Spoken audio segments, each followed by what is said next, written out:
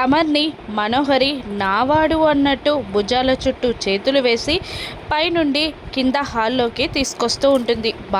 బాధగా అలా హాల్లో నిలబడి ఉంటుంది. రాథోడ్ కూడా ఏడుస్తూ ఉంటారు. పిల్లలు నలుగురు అలా హాల్లో నిలబడి ఉండగా కిందికి దిగి వచ్చిన అమర్ బాధగా ఉన్న బాగి వైపు ఒక్క నిమిషం తీక్షణంగా అలా నిలబడి చూసి ఏమీ మాట్లాడకుండా బయట గార్డెన్లోకి వెళ్ళిపోతాడు.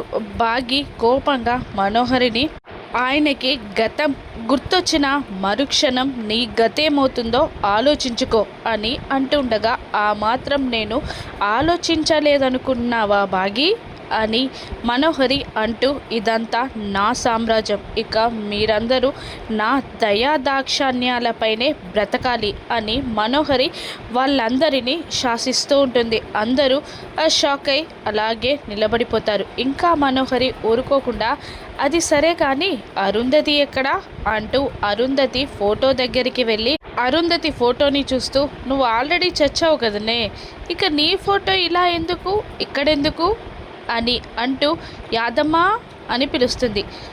యాదమ్మ రాగానే అరుంధతి ఫోటోని తీసుకెళ్ళి స్టోర్ రూమ్లో పడేయి అనగానే బాగి రాథోడ్ పిల్లలు షాక్ అవుతారు.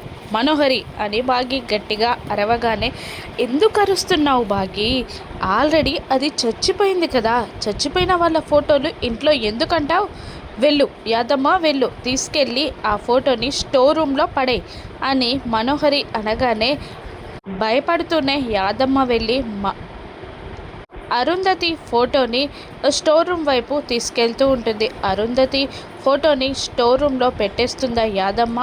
అమర్ వచ్చి ఆపుతాడా.